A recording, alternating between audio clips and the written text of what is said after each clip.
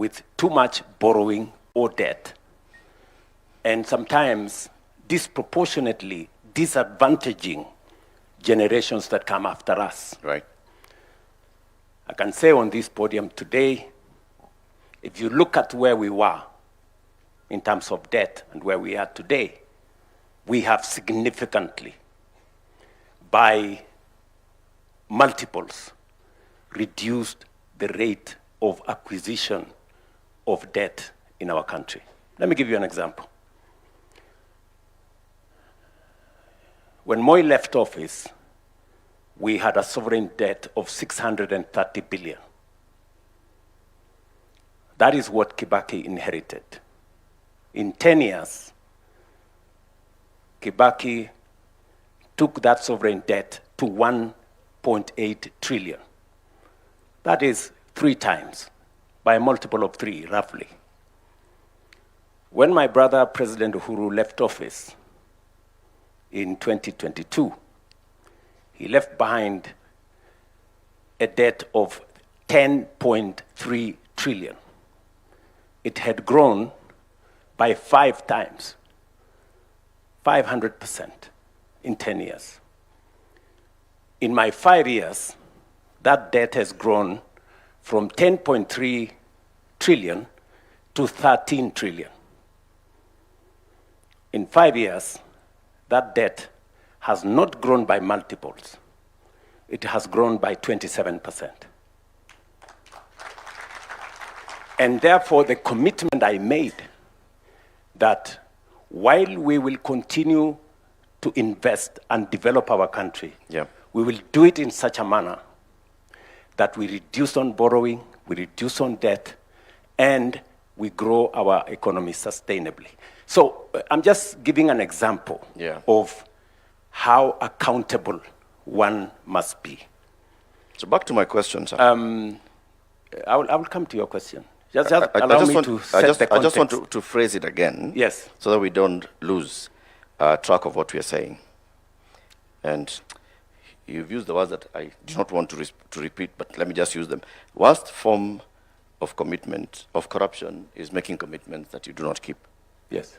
You made a commitment in your gender charter to have a 50% representation of each gender in your cabinet. Today, your cabinet is unconstitutionally composed of the requirement not more than 2/3 of the same gender. I just want to seek, because the issue here is constitutional accountability, Your Excellency. Correct. So in that regard, because this sends a strong signal to the rest of the Republic, what is your answer to that? Why is the cabinet unconstitutional? What are you going to do about it? There is a court order that has not been vacated by any other court that has given you until the 28th of October to reconstitute your cabinet. Correct. Precisely what I'm telling you is, in the context of commitments that you make, you may not necessarily get 100%, but you can get 80%. In your estimation, have you passed that exam or did you not pass? If the commitments you made, you have achieved 80%. There are some commitments that are work in progress. But what I was trying to point to you is that of the commitments I made to the people of Kenya, commitments on the economy, commitments on education, commitments on agriculture, commitments on housing, commitments on making sure we control our debt, commitments on making sure that we have universal health coverage, I can confidently say we are at 80%. That does not mean we have discharged every commitment.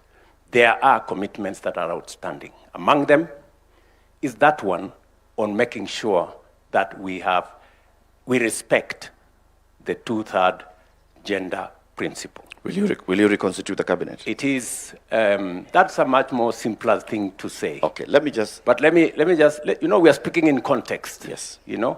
Don't make it simplistic. I am not, sir.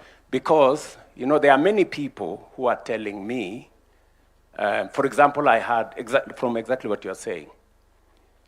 You must get 100% for you to have passed. I don't think that is fair to say, for you to have passed, you must get 100%. I think what we are saying is, have we, in the collective assessment of the people of Kenya, Yes. have we kept our part of the bargain substantively? You remember I used the words progressively in my statement several times. Yes. Have we made progress progressively? Yes, we have done. Have we done 100%? No, we have not got 100%. Some of it, as was said here by leaders, is work in progress. And its attainment may not happen today. Just the same way, the court has ruled that Parliament is unconstitutional because of the 2/3 gender rule. Yes. That determination was made by court, I think, almost 5 years ago, 6 years ago, to be exact. But it's work in progress, I did make proposals myself to Parliament on how we could attain the 2/3 gender rule. It is still work in progress in Parliament. And I think progressively, without being too aggressive against ourselves, that is work in progress. Thank you. Thank you, Your Excellency. I want to move to my leadership, the Honorable Chief Justice. As head of the judicial arm of government, the judiciary, we the people, created the judiciary and wanted the judiciary to be the ultimate arbiter and the one that upholds constitutionalism and the rule of law in this country. Madam Chief Justice, there have been questions of integrity within the judiciary. You've addressed them previously, but you continue to address them. The question that I asked to you is, would Kenyans believe that their judiciary is functional when questions of integrity keep arising towards it and they don't see progress being made? Thank you very much, our moderator. Thank you, Your Excellency, for inviting me to this forum. I'm honored, greatly honored, to participate in this forum where we are looking at our Constitution and asking ourselves whether it has worked for us, what we need to do to make it work better. Now, when I look at the judiciary, we agree that judicial authority comes from the people. The people are sovereign, and therefore we are servants of the people. And whatever we do in serving them, we always ask whether we are meeting the expectations of the people, whether we are responding to their expectations, whether justice is truly a lived reality in Kenya. So this Constitution has really strengthened the judiciary, because now judicial independence is constitutionally entrenched. But we take it that judicial independence goes hand in hand with accountability. We ask ourselves whether in the way we deliver justice, are we reaching out to every Kenyan? Can every Kenyan access justice? And that is where we begin, Latif, to tell ourselves that delivery of justice services is like any other service. And therefore, we have a duty to reach to the very last mile with judicial services. And when we looked around, the number of Kenyans who can access formal justice services are a paltry 17%. The rest of Kenyans look for justice elsewhere through other means. They go to the chiefs, they go to their religious leaders, they go to their community, to their elders to seek justice. And therefore we asked ourselves as judiciary, and especially me as the Chief Justice, am I only a Chief Justice of the 17%? No. So we must net everybody. And this is why we are working with communities to expand the multi-door approach to justice to reach the alternative justice system, which is also a command of the Constitution, that we should promote ADR, alternative justice system, mediation, negotiation, reconciliation, and all that, so that every Kenyan can have a choice. Do I want to go to the formal court? Do I want to go to the alternative? And that if we are being celebrated even by the Commonwealth for having been able to link the informal justice system with the formal justice system. We have ukumbis or tribunals or community sessions where people are resolving disputes, and thanks be to this Constitution, they are able now to come with those agreements. We have trained them on fair trial methods so that when they agree, we only ask ourselves whether this agreement meets the constitutional thresholds. We've been, and we have established ourselves in 16 counties where we have NJS. We have court-annexed mediation now in over 120 court stations where people can opt for mediation, negotiations, to agree on their disputes, and we are adopting those disputes as the orders of the court. You talked about corruption, and I think the priest who did the introductory remarks was very apt, that the manure that is eating Kenya is corruption, is issues of integrity. And I think all the speakers have spoken to it. For us in the judiciary, it's very, very serious. We have no other currency to trade in. The executive has the power of the sword, they have the power of the purse. We only have public trust to trade in. And therefore, Kenyans must have confidence in the judiciary, in the independence of the judiciary. And this independence cuts both ways. It's both independence for us to be able to make decisions without any interference from anybody or from any institution. But also, it's an independence that ensures that the citizenry can have confidence in the judiciary. Yeah. So it's both ways, and we are required to be accountable. We have done everything as a country to enact laws, beginning with the Constitution and other laws. What I would like to say is that corruption, in all its facets, is a criminal offense. And we have taken the front row in the judiciary to tell Kenyans that we operate a zero-tolerance policy to corruption.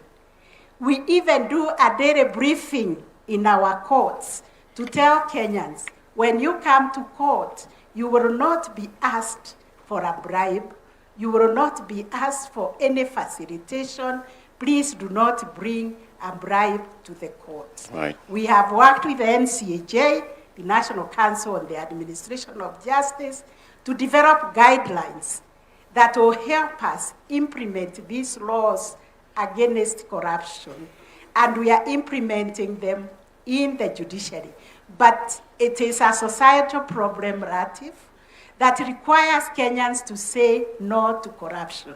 It requires a national conversation, because as much as we try to insulate ourselves in the judiciary, we are within this ecosystem where people believe in giving a bribe, or even believing somebody who has no connection with the judge or the magistrate, that I know the magistrate, I know the judge, I will fix your case, I collect money to go and take to the judge. The judge or the magistrate may not even know, but sometimes they know. Yeah. And therefore I've been saying it is wrong. We as judges and magistrates and judicial staff cannot be dispensing justice with one hand and committing a crime with the other. Any citizen who comes across a judge or a magistrate or a judicial staff asking for a bribe, we ask for cooperation. Thank you, Madam CJ. Just a quick follow-up on that. Citizens told the Ethics and Anti-Corruption Commission in their EACC 2025 survey that court magistrates attract the highest average bribe, apparently 164,000 shillings.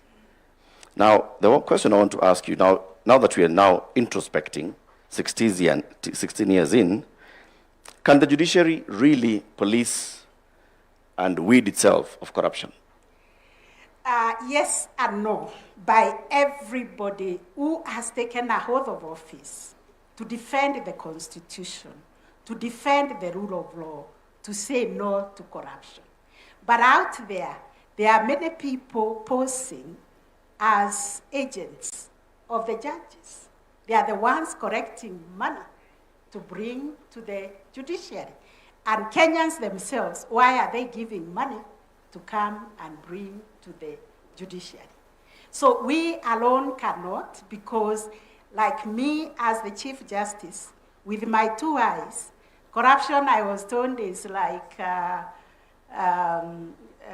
is it sodomy, or is it, what offense takes place, adultery, which takes place in the dark places. So with my 2 eyes, how can I know who is negotiating a bribe in their houses, in their chambers, in the hidden places where they do those things?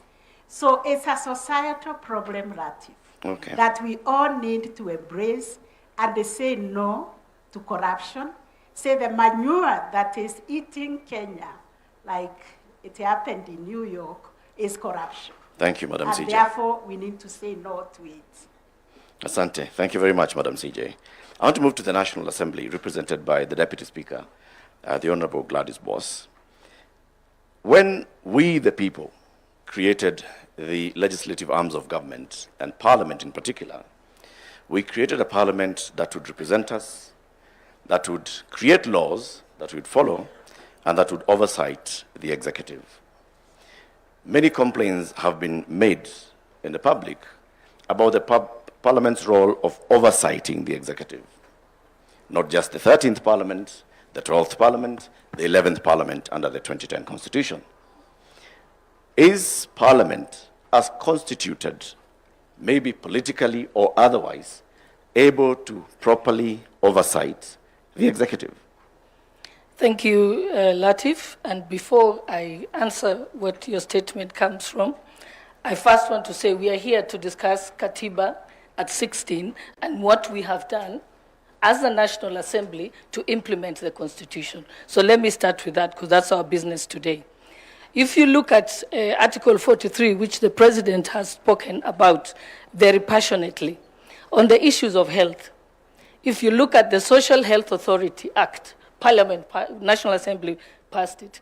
If you look at the Primary Health Act, it was the National Assembly that passed it. If you look at the Emergency, Chronic and Critical Illness Fund, that is the National Assembly. If you look at the Digital Health Act, That's the National Assembly. So on the issue of health, under Article 43, we have made our part. On education, currently we have several laws. We have already, just yesterday, we were debating an amendment to the Basic Education Act, because again, that's a right. It's a socio-economic right under Article 43, and further to that, there's more amendments that are going to the Higher Education Loans Board, the Tertiary Institutions Act, the Education Assessment Act, and so on. All those are ongoing. If you look at the right to water, again, we passed the National Water and Storage Authority Act, and that is already in place. If you look at the issue of housing, the Housing Levy Act was passed in Parliament. If you look at the changes that were made to our savings at the National Social Security Fund, again, that law was amended by Parliament to be able to allow an increased amount so that we can have increased savings in the country, so that we are not borrowing money from other countries, but we can borrow our own citizens' money. If you look at Social Security, on the money that is given to senior citizens by government, again, that took an act of Parliament. So we can categorically say that as the National Assembly, on the manifesto of the Ruto administration, we have been able to do our part. On the issue of the right to food, again, when you see some of the programs and some of the laws that we are passing, is to ensure that we are able to attain the issue of food security. The courts, on many cases, has castigated Parliament over public participation, and that's why the Public Participation Act is currently before the House and has gone to the Senate. Again, the National Infrastructure Fund, that's an act of Parliament. The National Sovereign Fund Act, that's from the National Assembly. The government-owned enterprises, that's also that. And just to tell you that Parliament is sensitive to the people, because we represent the people, and that's what the spirit of our Constitution says.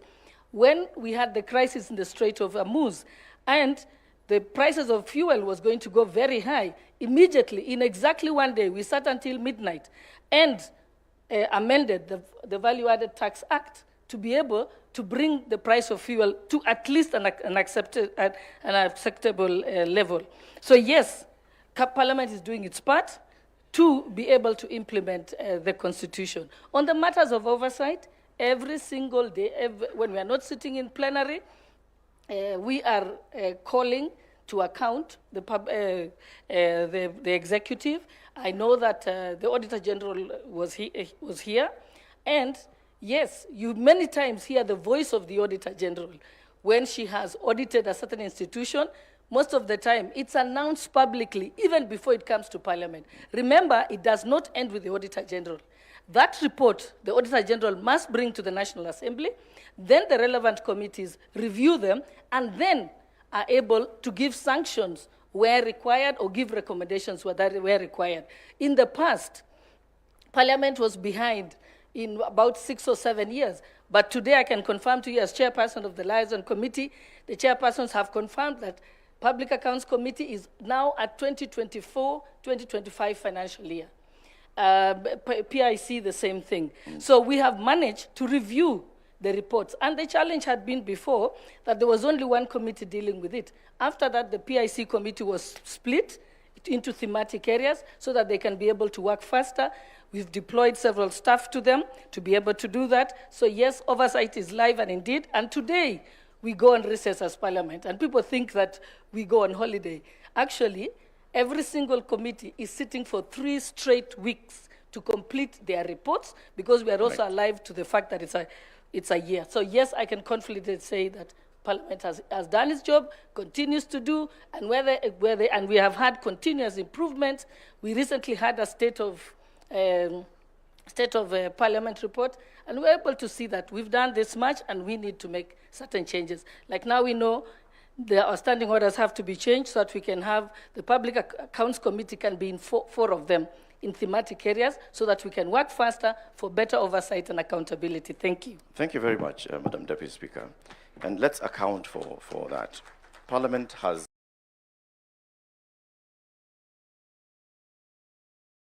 passed legislation. The question is, has Parliament processed legislation or passed legislation? When it comes to executive oversight, is Parliament oversighting the executive, or is Parliament, for lack of a better word, tapping the executive on the back? Not or at on all. the wrist? I think, when you say that we are passing government bills, you must remember we have someone called the majority leader in parliament. The single job of the majority leader is to table government bills. Because if the government has to work, the laws have to be passed. So that is his job.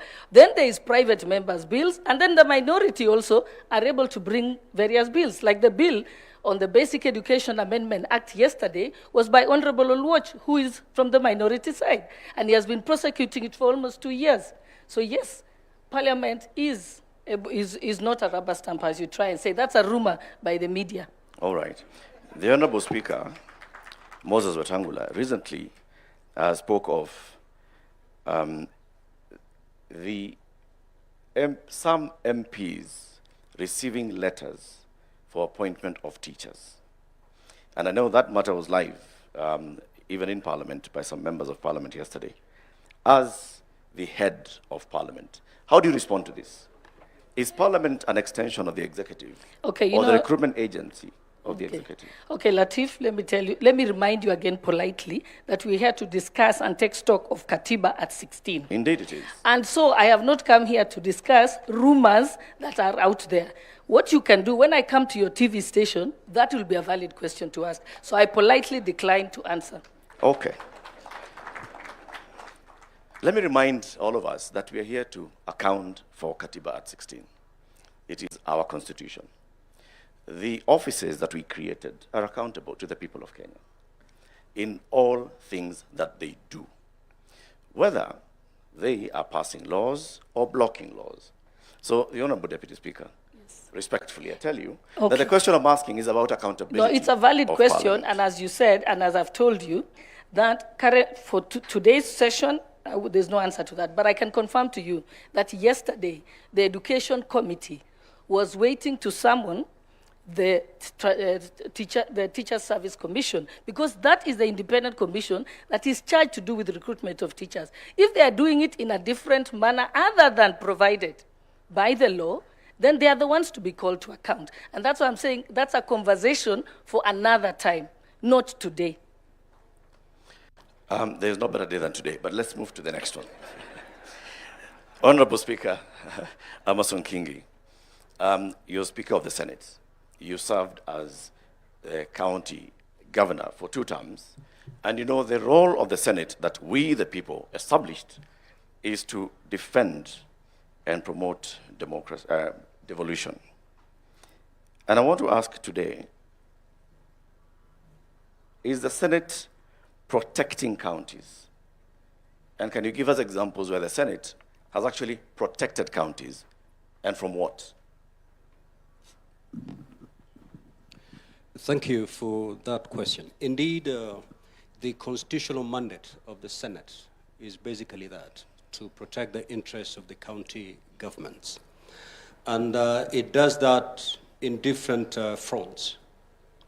First is when we are doing the division of revenue between the national government and the county governments. That is where the Senate then pronounces itself as a defender of the county governments.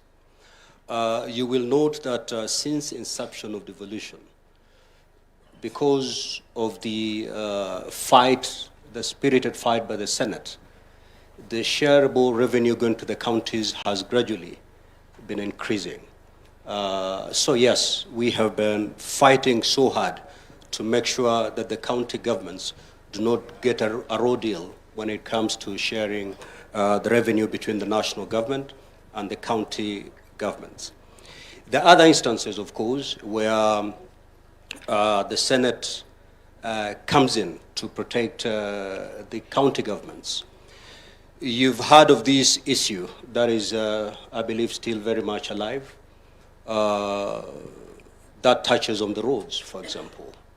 There has been a push from the national government on how to reclassify roads beyond what is presently provided for under the Constitution. And I think the Senate has taken a very firm stand on how we should handle that matter. Again, protecting the interests of the county governments. So yes, the Senate has been there fund on behalf of the county governments. Have there been instances, Honorable Speaker, when the Senate has felt the national government overreaching its mandate to claw into functions of devolution?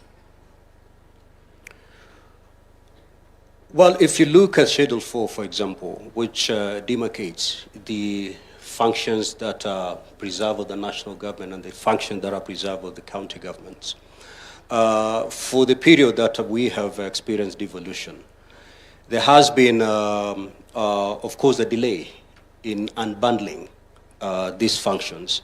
And, but by and large, as we speak today, at Katiba at 16, a lot has been done. And unbundling has been done. What I think is remaining is costing of those particular functions.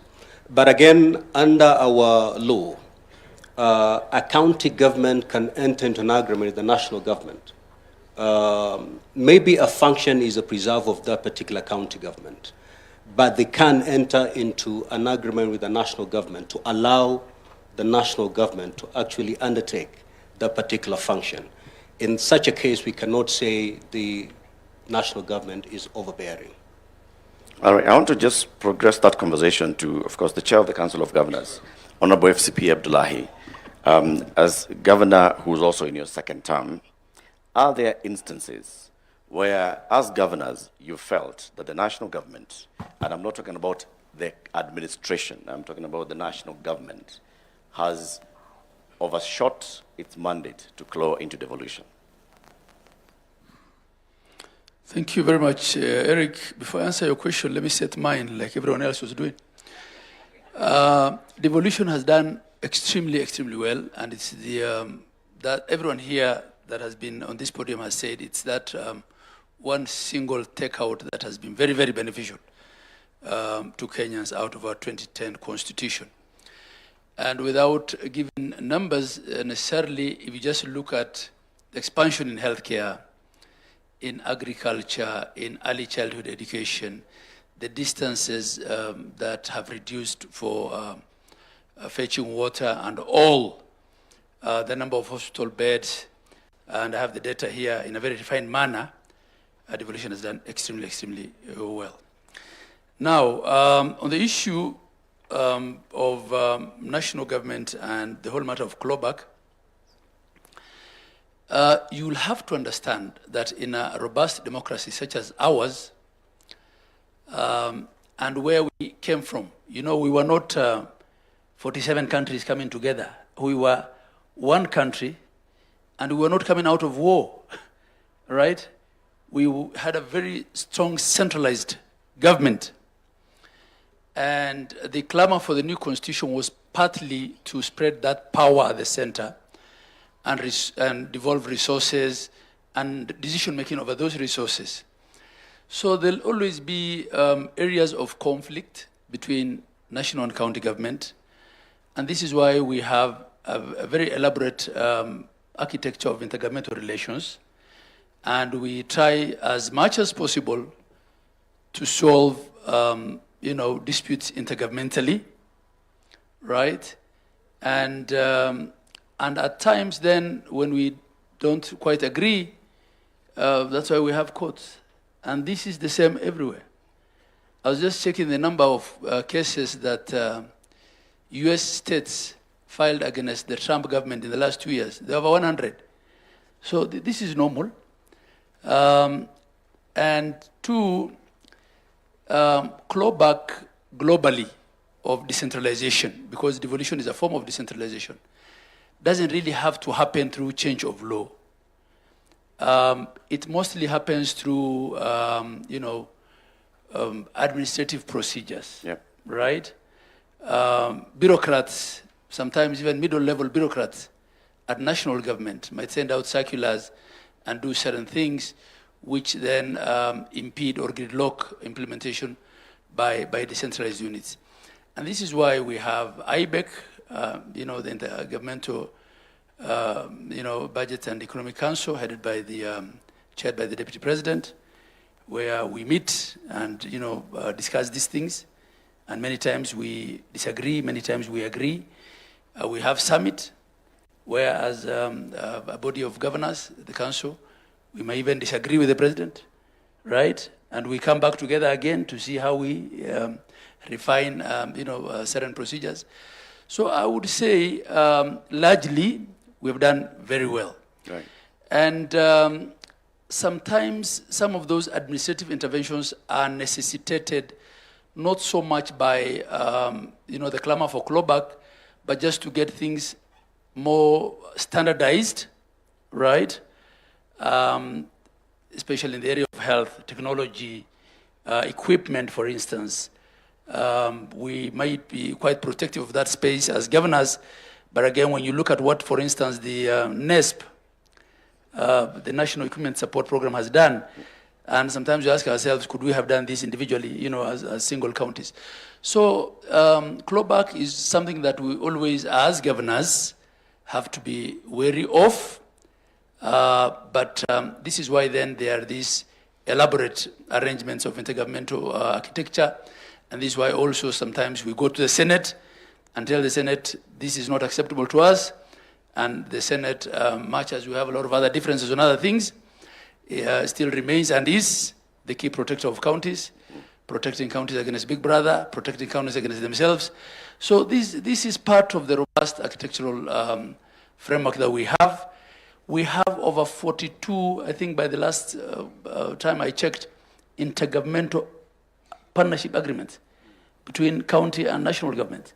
And we take this through a lot of, legal procedure. We get, lawyers to look at them to see, how it could end, to whether it is a clawback through the back door. And by the time we agree to sign those intergovernmental partnership agreements at a full council, then we are fairly confident that it's an arrangement that works for us. Of course, clawback is not only by national government, or the fear of clawback is not only with respect to the national government. Increasingly, it's also with the National Assembly. And because the National Assembly is also becoming quasi-executive by virtue of the funds they handle, CDF, I don't want to get to the politics of that. There's Matters Equalization Fund. It's the day for accountability. Right, Matters Equalization Fund. So the strict, separation of powers between executive, legislature, and the judiciary, and especially between executive and legislature, and the realities of our political patronage. I think those are things that will be with us for quite some time. But generally, I think this current administration has respected our space. Thank you. We, the people, have created layers of accountability for the devolution unit, the devolved units. There's the county assembly, there's the Senate, and of course there's directly the people of Kenya. You have a council of governors. Do you use that council of governors as an accountability tool where you self-check and you self-call out for, I don't know how else to put it, for bad behavior? Yeah, that's a good question. As chair of council, I don't have the, constitutional office powers that the people sitting on this panel with me have. I'm just a first among equals. I get elected. So the next year I will be elected on the 8th of October. So I'm more of a union official. But having said that, we also have, benchmarking and best practices and advisory and conversations that, out of respect, I can have as chair with individual governors. But I get this quite a lot when I visit counties where the public complain to me about their governors. So that's not my role as chair of council. But we try to do this through benchmarking, by sharing best practices, by not reinventing the wheel, and by also having honest conversations in our, council meetings. There are things I have publicly said as a council chair, that as a leadership we will not, protect non-remittances of statutory reductions or continued burgeoning of pending bills. And these are conversations that we have as governors, but the architecture is not such that the COG is not an oversight body, right? It is an intergovernmental relation outfit. Thank you. It's an association, a club. Yes. And then the other question of the layers of oversight, this is a live debate that we're having now. Where does the oversight role of county assembly end, and where does that of the Senate begin? And I know there's a panelist who said county assemblies may not have, what it takes to oversight. I mean, it probably is. Then what are the requirements of being a county assembly member? Until very recently, the only positions that required any qualification was president and governor and their deputies. Everyone else could be elected with an ID. Now the courts have also said governors, like everybody else, need not have a degree. So those are debates that we have.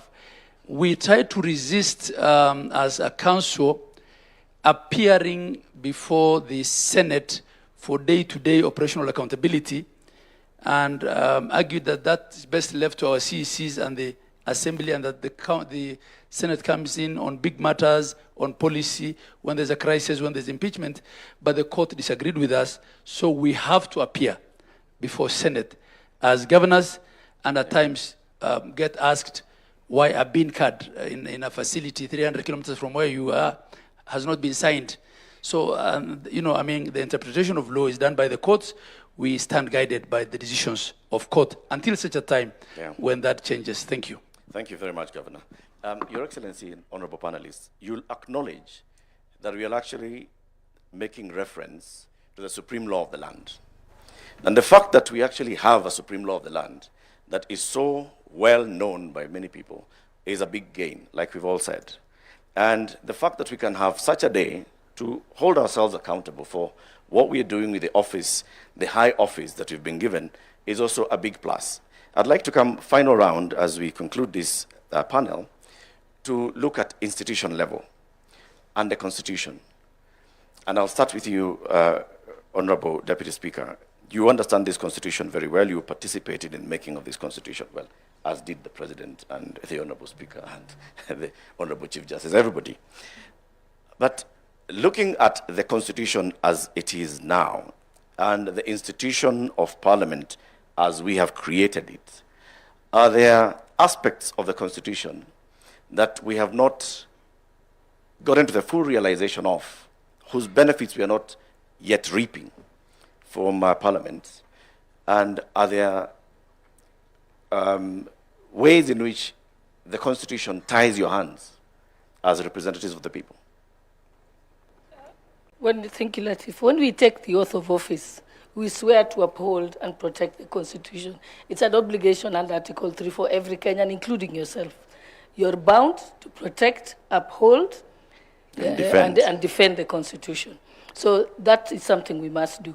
But as legislators, yes, there's ongoing discussions constantly. We have a committee on a Constitution Implementation Committee in Parliament. Its job is to constantly review various departments of the executive to find out if they have implemented the Constitution. So they're constantly bringing reports, and a lot of them, a lot of their recommendations have helped because they are able to look at the list on the schedules, what should have been implemented by what date, and they are ensuring that that is actually happening. So that is the role of Parliament. So Parliament can't just amend the Constitution, but our job is to have the Constitutional Implementation Oversight Committee. But yes, there is also conversations in the Justice and Legal Affairs Committee.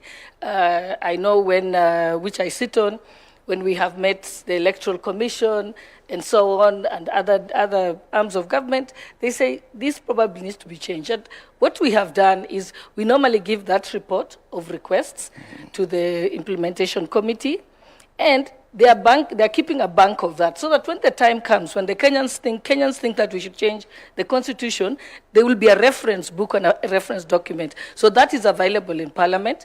And they've also taken stock of what needs to go to a referendum, and what can be changed under parliamentary initiative. What fruits are we not reaping from this constitution? Sorry? What fruits are we not reaping? Are there any fruits that are contained in the tree of the parliament that we are not enjoying yet? Within parliament or the constitution? As the people of Kenya, we the people. No, I think, like I said, having a constitution is not an event. It is a process. So we are walking that journey now. And that is why I want to thank Your Excellency for convening this, because this is a time for self-reflection as a country. It's giving us a chance to make this a conversation. And just the way His Excellency also said that we need to look at Vision 2060. And again, that is something that the public will be involved in it. And I think this is probably the first time it has happened in the country, because that is how we improve our country. Thank you. Thank you, Honorable Deputy Speaker. Honorable Speaker Kingi, what are we not getting out of the Senate? Well, I think you're getting everything from the Senate. What more could we get out of the Senate? One area that we felt as a Senate need to be, clarity ought to be brought to bear is the mandate of the Senate and the working relationship between the Senate and the National Assembly.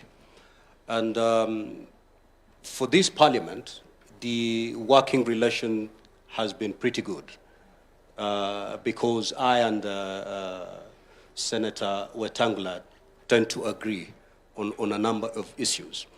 But take, for example, the last Parliament. The Speaker of the Senate and the Speaker of the National Assembly are not seeing eye to eye. So we do not want to see this based on personal relationship between the office holders. We need a clear law that will define how these two houses work. And that's why the Senate has come up with a constitutional amendment. One, to expand the mandate of the Senate, and two, to bring clarity on how we can work together with our sister house, the National Assembly. Thank you very much. I'll just skip to Honorable Governor Abdullahi, and then we shall conclude with the Honorable Chief Justice and His Excellency the President.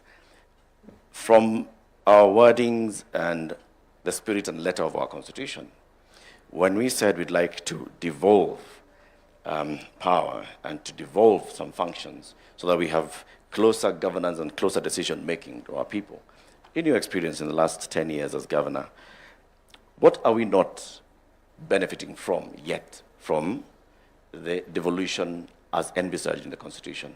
And what can we do to get there? Thank you. Eric, as I said, in many ways, devolution has done its bit to equalize this country. The kind of devolution we have is not one of political power in that sense, if I look at it rightly. It's one of economic devolution. It is of service delivery, the things that matter. Given our diversity also, it might have been the right thing to do, because I know countries next door where there is ethnic federalism and states sometimes fight. One state picks up arms against the neighboring state. I think it's good that we didn't go that way, and that what we devolved is basic services and resources and decision-making over those resources. Of course, even for functions that are devolved, policy and standards are still with the national government. And the question of accountability, which what we are discussing here, especially with respect to fiscal management, at times also may limit how much you decentralize decisions with respect to resources. Because if you take them then very low and you're responsible for answering the audit queries in the houses of Senate and Parliament, however, and the Assembly, it can look a bit counterproductive. And counties have been accused of not also devolving certain decision making much lower. I think the other thing that I'll probably speak to is the nexus between county service delivery, county government enforcement, and enforcement generally, because the level of enforcement that our people know generally is uniformed enforcement. County askaris can only carry rungus. So at times, we may increasingly are seeing that bylaws made by counties may not get as much support in enforcement as national laws would. I think this is probably an area that we need to look at, and that probably also speaks to why the county policing authorities are not enforced up to now, because of resistance from police operations teams. So those are areas. How can we strengthen counties to have better enforcement? How can we require them to devolve their services further? Those are conversations that we can have. But generally, I think a lot has improved. As I said, our intergovernmental relations is much better today than when we started 13 years back, right? But overall, of course, expectations also shift. You know, the expectations that there were in 2013 are not the same expectations. And a lot of times, a county's performance may be judged by what the loudest MP from that county said on the floor of the House, as opposed to actual reports by oversight authorities. This is part of our politics, which we have to deal with. Lastly, maybe to protect counties, I have a lot of respect for my brother Abdul Qadir Mohammed there, and I don't think I have the qualification to argue with him on matters legal. I'm a simple accountant, but I have disagreed bitterly with him on the question of impeachment, and as to whether impeachment is a political decision or a legal decision in a presidential system. And also, I might be clouded by the political realities of our counties. We have had a governor who was impeached before she formed her cabinet. And she kept being impeached until she was finally impeached, right? And had to go home. So I think the courts have some role in protecting, such governors, where for sociocultural reasons, probably people thought they made a mistake in electing so-and-so, and will get rid of so-and-so regardless. Yeah. So I think, it's not fair that you cannot recall a member of parliament for the first 24 months, and then you can't recall them for the last 12 months. But you can impeach a governor before they have formed government. Those are some of the things we need to look at. Thank you. Thank you. Thank you very much, Honorable Governor. I want to come to you, Honorable Chief Justice. Again, as we take stock of 16 years of our Constitution, as the third Chief Justice under this Constitution, and having served in the judiciary even before rising to the highest office in the judiciary, what do you think we could gain more from greater cooperation and interdependence with the other two arms of government? And so we'll start by saying what we are not getting. Thank you very much. Just like the Deputy Speaker, what I can say is that our mandate as the judiciary is always to breathe life and spirit to the Constitution as it is. And what I can say is that Kenyans have full confidence in our Constitution and in the institution of the judiciary, because they keep bringing disputes to us. And judiciary has courageously interpreted the Constitution. I heard some of the panelists saying that the judiciary overreaches. When there is an issue of overreach, because also the jurisdiction is given to the courts by the very, very Constitution, that is why we have the hierarchy of courts. If you are dissatisfied with the decision from the magistrates, you can appeal in the High Court, Court of Appeal, and if the law allows, you can come all the way to the Supreme Court. Now, when it comes to challenges, we have many. For instance, the Constitution created the Judiciary Fund, And I'm surprised, Latif, you did not ask the other colleagues what they are doing about corruption. Judiciary gets only 1% of the national, actually less than 1% of the national shareable budget. And when you ask about corruption, you should have asked, where does the other 99% of the shareable budget go? Good question. Are there corruption also in the ministries, in the procurement, in other things? Because you only zeroed in on judiciary. You should have asked the other question, because here people said we have huge poverty levels in our country. That is a problem, because if we implemented this constitution the way it is supposed to be implemented, then we cannot be talking about high levels of poverty. And even these people come to us in the judiciary, they need legal services, they need legal aid, and they, we see it. So because we live in this country, but we say this is our country. Whatever is not working, we must fix it. And that is the spirit within which we are meeting here today, to introspect and see what it is that we can do better as a country. How can we work together as the three arms of government supported by the constitutional commissions to fix all the things that are not working? For instance, we in the judiciary do not seek for cases. Kenyans come to court. And because this constitution has given them the leeway, the right, when you compare this constitution with the old constitution, you could not take the government to court.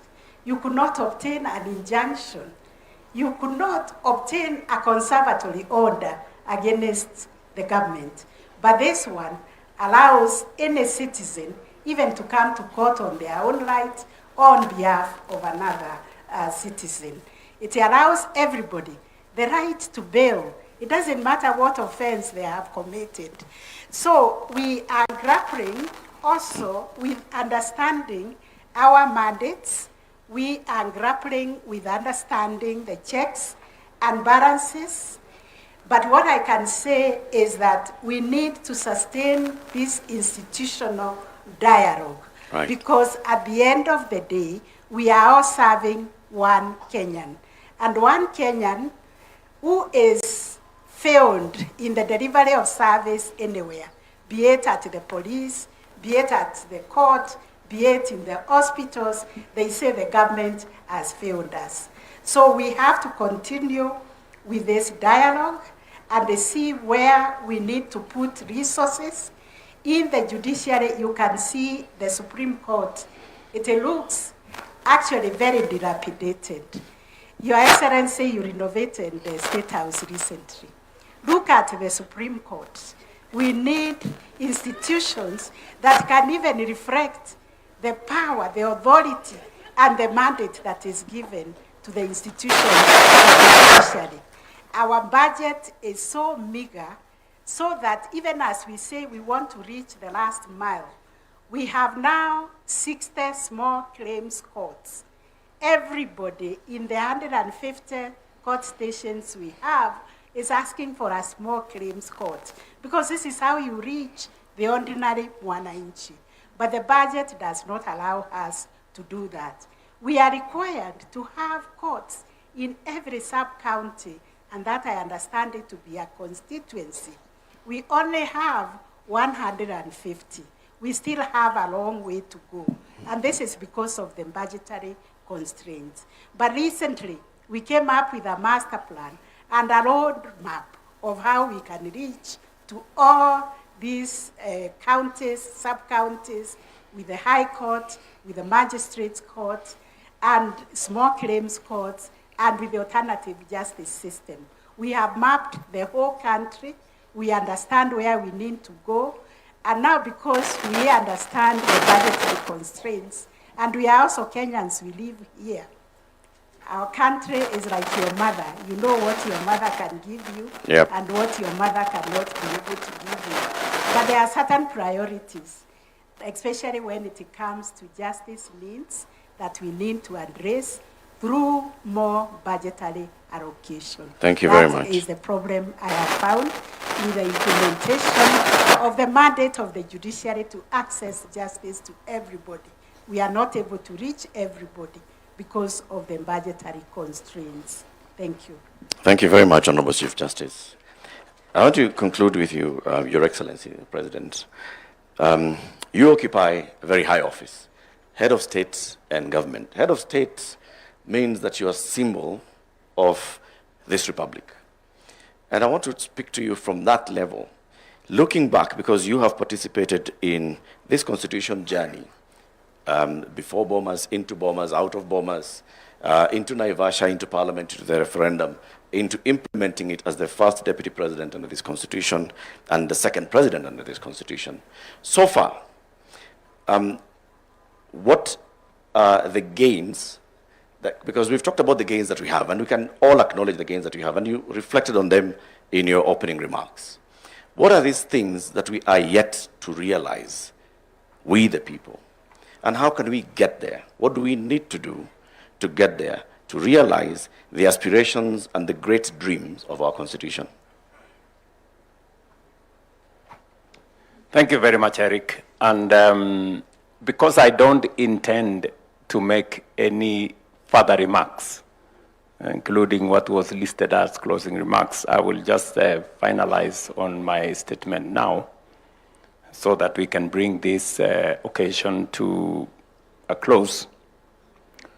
First, let me say the following as I come to answer what you have asked me.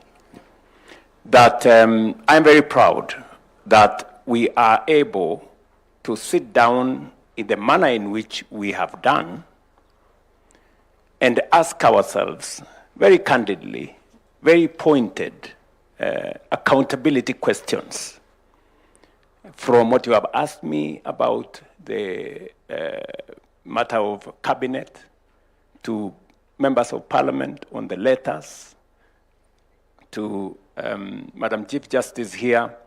It just goes a long way in, putting in context the great country that we have, that we can stomach any inquiry into what we are doing as citizens and as leaders. The fact that, this occasion, the Katiba Day, when I thought about it, and I thought about this in the context of what you have said, I participated in Bomas. I participated in Naivasha. There was a Kilifi draft. I was the first deputy president under this constitution. And today I have the privilege to be the second president under this constitution. There is a journey that we have traveled as a country. And as head of state of this country today, I am very proud that this Katiba Day is not just another occasion. It's not just another celebration. It is a place where we call ourselves and ask ourselves difficult questions. Have we done what the Constitution expected of us?